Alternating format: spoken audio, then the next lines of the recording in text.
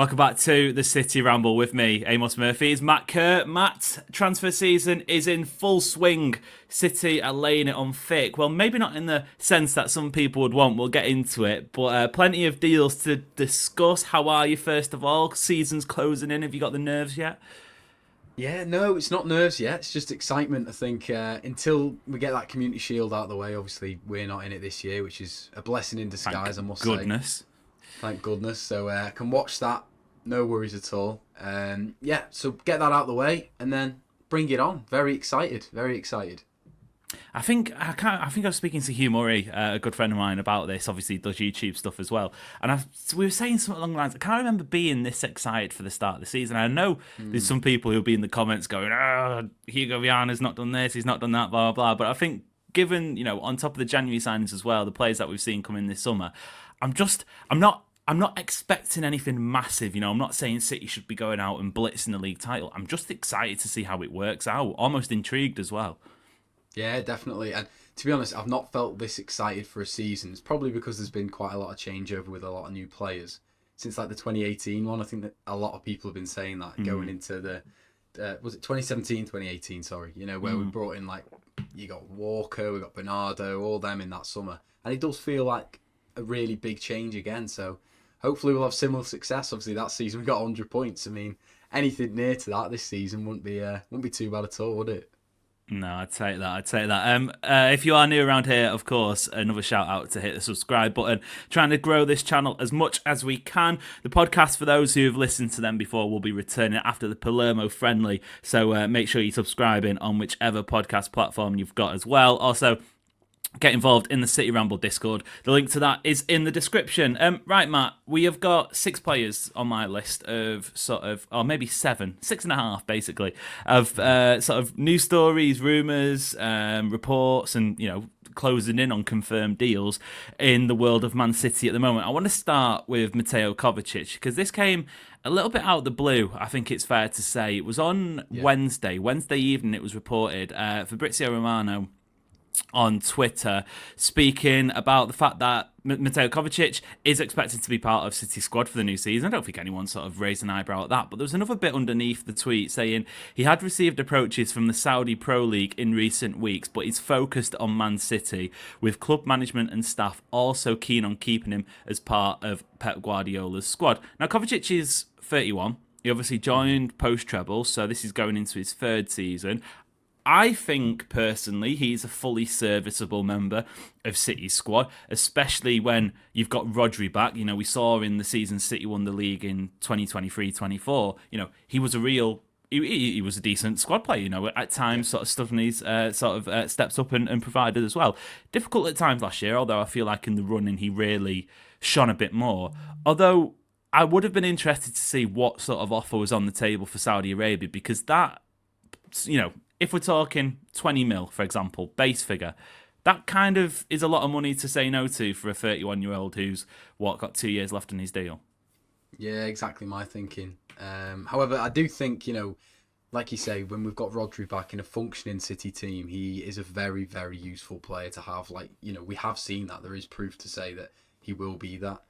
And I do think by the end of last season, he was one of our better players. He definitely did turn a corner at one point. And he was popping up with some goals as well, which is a side of his game that I don't think anyone expects or has seen before from him. So personally, I would like to see Kovacic stick around. I think, if you see Ilkay Gundogan leave before the end of the transfer window, then it definitely makes sense even more so to keep him around. Because, we can't have everyone, I've said this to you before, we can't have everyone come in and everyone go.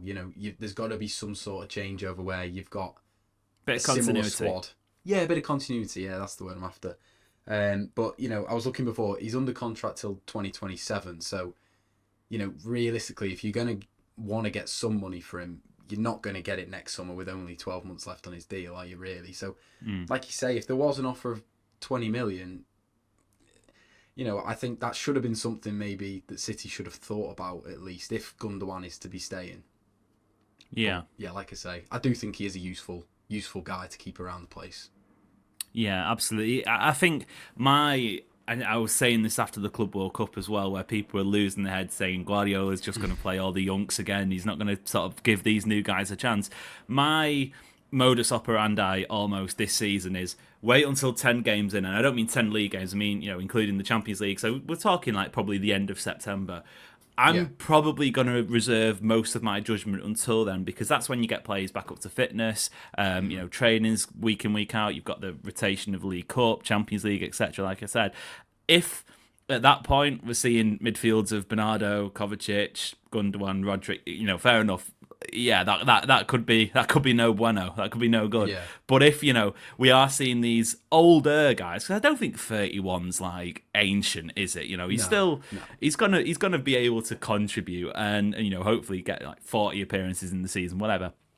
If they're being used not sparingly, but Nico Gonzalez is getting chances. Nico O'Reilly might get a bit of time in midfield. That sort of stuff. I think. Yeah, fine. You've got a balanced squad there, and it's for good reason. Kovacic staying, Jack Grealish going, it looks like, because it has seemed like that one has accelerated a little bit. This is from the Daily Mail. There is belief that a number of clubs interested in Jack Grealish are yet to come forward, and as such, with those of knowledge of the situation, believe a move away from Man City may not materialise until late in the window. We've also had reports that Everton are in talks with Jack Grealish in surrounding a loan move, although there has been like an asterisk to that saying that City want 100%, or at least close to 100% of his 300 grand a week wages covered by the team loaning him. Now, I had a quick look at Everton's wage bill, and I think the highest paid player on Everton's books right now is Jordan Pickford at 125 grand per week, reportedly, not confirmed. But I would be astonished, first of all, if it is Everton, say, that they give him half of the 300 grand a week, so 150 grand, because I can't see them breaking their wage structure for one loan player for a year, because apparently there isn't talk of an option to buy in terms of the deal with Everton either. But also, no one, unless it's Saudi Arabia, are paying 300 grand a week for Jack Grealish on loan, surely.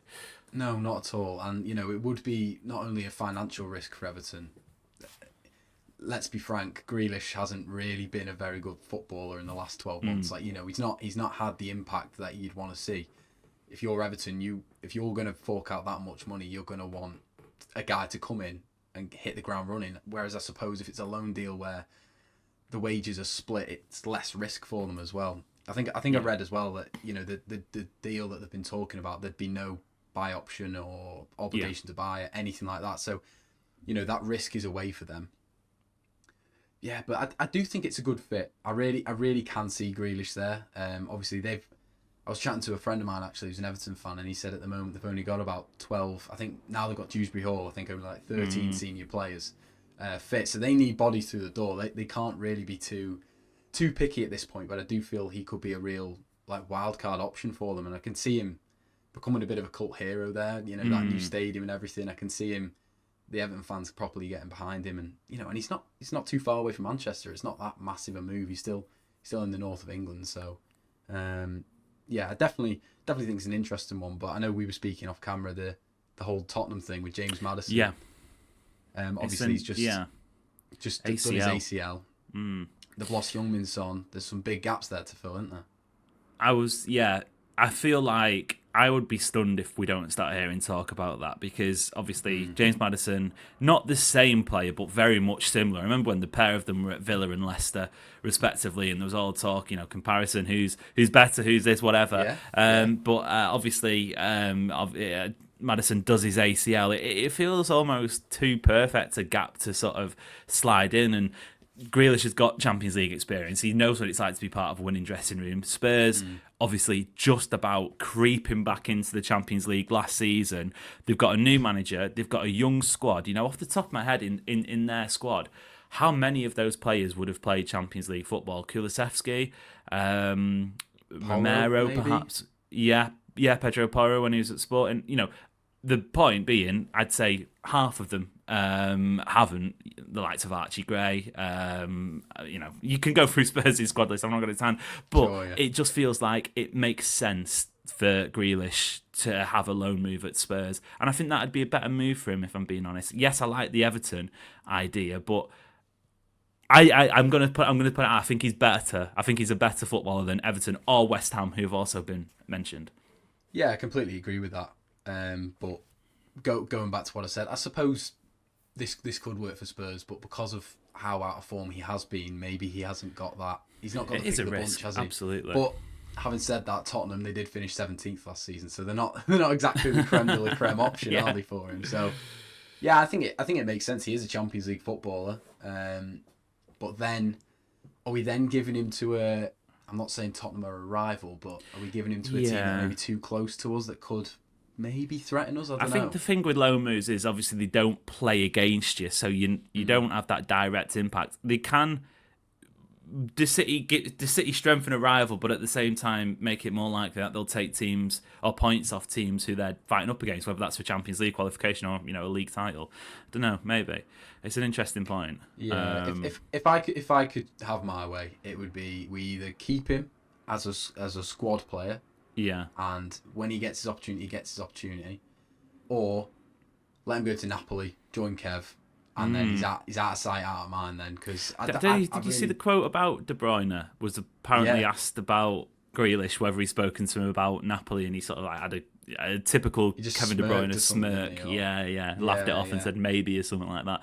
I mean that'd be fun. I think Fenerbahce, an approach was made, but that's also been rejected. Interesting. Because I imagine they'd have paid big money. But yeah, on Grealish.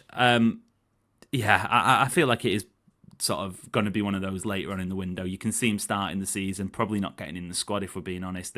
There was talk about this Palermo friendly coming up that the management team are going to use it as almost like a Champions League League match. So they're going to take a limited squad and it's not going to be full rotation, whatever. Which is a shame. It's an absolute shame. But speaking of Spurs, tentative talk. I'm not willing to give this too much time because. Like the fact I'm even saying it sounds nonsensical, but give me sport, and I'm prefacing this. This is a report from a different outlet. This isn't us saying it. Give me sport a report in that Tottenham are eyeing up a move for Savio. Weird, and I can't see it happening. But thoughts? It's really weird, isn't it? It does feel like someone's gone. Well, Maddison's injured. Let's throw a dartboard at a few names and whichever one it lands on. They're going for that one. It does feel very, very random. I mean, don't get me wrong, fantastic player, and I do think some of Savio's best performances last season. I vaguely remember Tottenham away. He had a great game. I can't remember how long he was on the pitch for.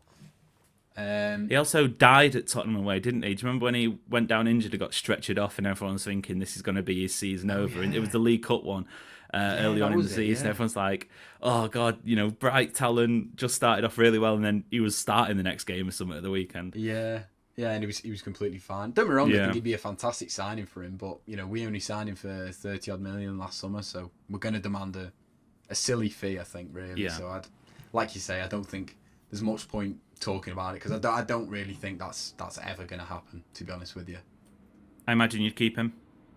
Yeah. I think obviously it was a difficult season last year, but I think considering it was a difficult environment to come in his first season, I think he did a pretty decent job. Don't get me wrong, he's got to kick on like a lot of players this season, but I think he's got the ability to. It's just like Doku, it's that final ball, the decision making. That's where he needs to just refine his game. But I back him. I think he's got the talent, and we've got the best manager in the world. So hopefully, might just take some time. That's all. Yeah, I fancy both of the wingers to have a good season. Speak plenty more about that in the preview shows to come. James McAtee, we'll rattle through the rest of these because it's kind of well-known news by now, but just ticking along. James McAtee looks like he's heading for the exit door. City played that friendly against Preston at the weekend. He wasn't involved. Same as Grealish, actually, which indicates that he's not part of Guardiola's plans. Nottingham Forest have obviously had a bid rejected.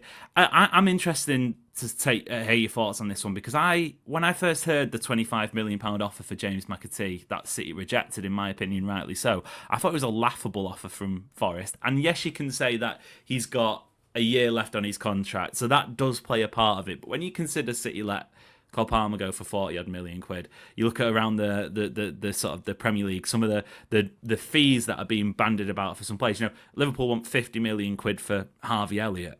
Is Harvey Elliott ignoring the contract side of it, because I think he does play a little bit of a part. But is Harvey Elliott double the player of James McAtee? I don't think you can maybe say he's better, but I don't think he's double the player. I think this one gets done between 30 million and 35 million quid, but 25 million quid for me was just Yeah, I completely agree. You know, when you think about the Cole Palmer move to Chelsea, you know, how much did we get for him? Was it 40, 45? 44 or something, yeah. 44 million?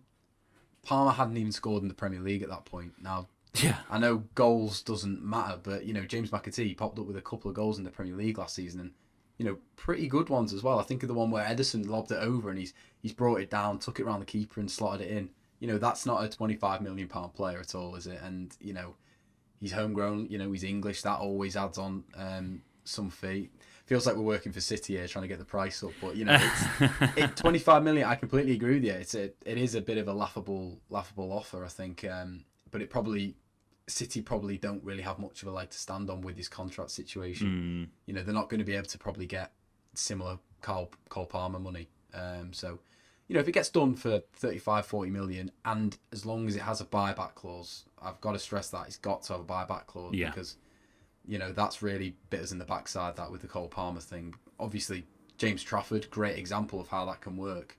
McAtee, he might go on to Forest, smash it for a couple of seasons, and where our squad's at, he would be a perfect fit. But right now, there's no place for him, is there? There's no place for him, and he deserves a move. He deserves to be a regular in the Premier League. So, yeah, I think that one will happen. Yeah, it feels like a matter of when, not if. And another one of his sort of City Academy graduates, Nico O'Reilly, there was talk earlier this summer that he could be, you know, the next CFG prospect, or CFA prospect, I guess, to be sold on for profit. But no, contract extension. This is a week or two old, so again, you know, won't give this too much time. But that's for me, like with the buyback situation with James McAtee, that's City learning from their mistakes away, in my opinion, a little bit, because, you know, maybe he doesn't make it, who knows, but he's only young. He had a really good first season. It would have been so frustrating for City to, on the back of that season Nico O'Reilly had, to just cash in and that's it. Yeah. And we go and see him go to somewhere else and he flourishes and, you know, he looks great and we're going, oh my God, blah, blah, blah. It could be this season that he doesn't necessarily reach those standards, but then he's got 2 seasons of Premier League experience and then City can cash in. It could be that this show of faith means that he's able to develop into the, you know, the prospect that so many people think he can be. Nico O'Reilly getting offered a new long-term contract. Was it number 33 you got as well as part of his? 33's got, yeah. Yeah. Rogue Don't choice, but, you know, yeah, go for it, man. But yeah, Nico O'Reilly staying. Positive news for me. Yeah, no, it's brilliant. You know, as football fans, it's not just Man City fans. You want to see young players come through the academy and do well. As soon as there was the Chelsea links, I was having flashbacks to a couple of years ago, Cole Palmer going. I just think, no, don't let that happen. And you know what? He was that good last season playing as left back. You know, he's never played left back as far as I'm aware. He's always been like a midfielder. If anything, a bit more of an advanced midfielder. So hopefully, now that he's got that contract, we're going to see a bit more of him in them areas. It's going to be difficult with all the numbers we've got in them positions, but, you know, long-term contract, plenty of time for him to have a chance there. And maybe in the cup games we'll see him play midfield and stuff like that. So. Do you know, the best thing about it, I think, is when you look at Ryan Aït-Nouri, and by all accounts and sort of evidence so far, this pre-season, some whatever, he's maybe he might not start the season. I mean, going back to Wolves, it's a bit of a tasty fixture, but you know, he might not play every single minute of every single game. But I am confident he will be in City's best teams, whatever that ends up looking like. I feel like Nico O'Reilly is almost the perfect deputy in terms of what he can offer you, because you know, obviously, I know he's a much better left back footballer in general, but the style of play, and you know, it's not necessarily so focused on the defensive side of the game, but in terms of that technical ability in the final third, even sort of, you know, in transition and whatnot, I think he could do a real decent job of being a deputy. I don't want to put a number on it, but I'm going to put a number on it. You know, if Nico O'Reilly comes away from this season with 30 appearances, I think that's still a great season for him because of what, you know, what he'll be learning, what he'll be developing like. Definitely, and I know I've just said hopefully transitions away from the left back, but the fact that he can play there and has proven that he is very useful there will help him with his minutes this season, you know, because, like I say, I think he'll probably get more minutes than maybe Nico Gonzalez. because of like wow. how competitive the midfield area is compared to left back. Like Ait Nouri is not going to be playing 2-3 times a week, is he? When when the going gets tough and the fixtures come in the winter and everything. So yeah, he's a fantastic option there, and everything you just said, going forward in the spaces up top, he's fantastic, and nothing seems to faze him as well. Such a young guy last season when he came in when we were struggling so much out of position, and just nothing phases him. Don't get me wrong, wasn't perfect, but fantastic option, and I'm excited to see where his future goes and how good he gets, really, because I'm excited by him. I'm really excited by him. Yeah, and finally we'll wrap it up on two likely exits, Vita Heiss and Claudio Echeverri. Let's start with Vita Heiss because this one looks like it's signed, sealed, delivered. He wasn't part of the open training session earlier this week. Girona, interesting part of this deal that I think is probably the biggest talking point. City have, I believe it's a break clause at any point in the season, or it might be the January window. I can't remember. Point being, City will be able to call him back if necessary, and I think that's interesting. Yeah, it's very important. He is a talented defender, and as we know last season, when injuries strike, you need your backup options to be there. So if we want one or two injuries away at the centre back area to probably need him coming back. So yeah, we'll see how that goes. I mean, when I saw that he's going to Girona, slightly underwhelmed, if I'm honest. I saw Simpson Puzzi getting his loan move to Celtic. Not saying Vitor Heiss should be going to Celtic. He can hardly speak English. He's going to struggle with the Scottish accent big time. But I think maybe going to a team where you're a bit more of a bigger dog in the league might be European football as well. Yeah, for his development at City. Whereas Girona, don't get me wrong, they try play possession-based style and everything, but they are near the bottom of the table. Yeah. So it's going to be quite a different experience for him. Hopefully it helps him progress and grow as a man. He's quite thin still. He probably needs to bulk up a little bit. So, yeah, maybe it's a good move, but I'm a bit sceptical with the Girona loan moves, if I'm honest with you. Which sounds like the same sort of noise which is coming out of Claudio Echeverri's camp, because City want him to follow Vita Heiss over to Girona. Claudio Echeverri's camp, like I said, his people working around him would rather he went to Roma, and talked today of the time of recording that City have rejected an approach from Roma. Crucial point here, it featured a mandatory option to buy. So I think it was reported at £33 million mandatory purchase clause at the end of next season, with a buyback included. I think that was around 40 million instead. But City have rejected it. They don't want to include that sort of mandatory option to buy. So that maybe points towards the fact that they're looking to integrate him into the team a bit later on, or maybe points to the fact that they don't feel like he's worth a little bit more. I can't remember how much City bought him for, but it would work out, a decent chunk of profit. But crucially, he's not going to be in the senior squad for this season. No, he's not. I think a loan move's probably right for him. I think the squad numbers as well, if my memory serves me right, like non-homegrown players, we are a couple over. So, we do need to get a few out the door, and loans, we're not cutting ties completely. And Echeverri is clearly a very talented player. Like, we saw that free kick goal in the Club World Cup. Like, it took some balls for him to step up and just put it top corner-ish. Don't get me wrong, the keeper could have done better. But I really like him, and I do think, ignore the buy part of the deal. I think a loan to Roma wouldn't be right anyway, because I'm not completely clued up on Roma's squad, but is a 19-year-old Argentine going to walk in and play a lot of minutes in the season? I'm not too sure.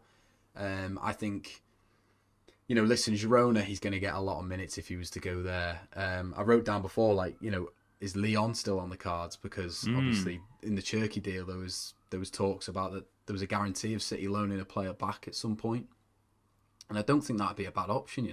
No. I think that'd be a really, really, really good move for him, and I think he'd get a fair few minutes.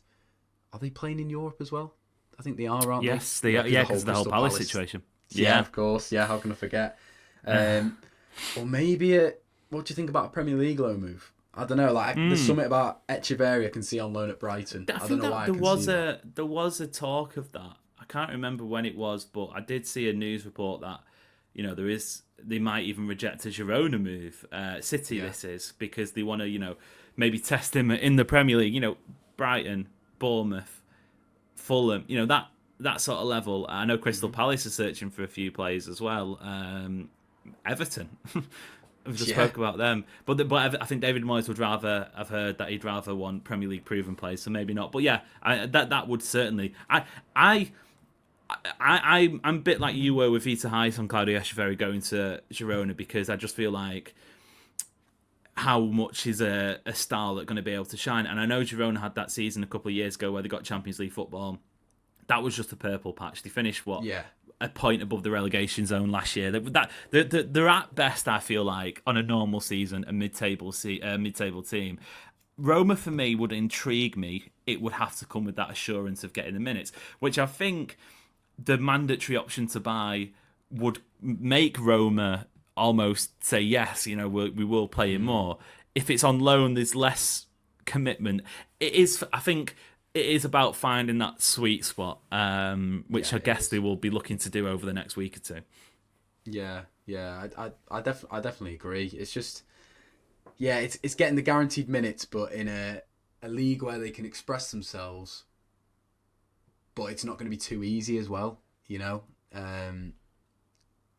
I don't know. I think it probably will be the Lyon one. I've got a feeling that that's still rumbling in the background somewhere, because Girona, I just can't see how Echeverri's going to express himself. Don't get me wrong, Vitor Rice has gone there, but I think he's going to have a lot more to do because of Girona being a bit lower down in the table. He's going to be defending more than he ever will at City, probably. Yeah. And Echeverri's probably going to have less chances to get on the ball and make things happen. So, yeah, a slightly higher caliber loan, I think, for Echeverri. But yeah, I don't know where you think he's going to end up, but I think it'll be Lyon.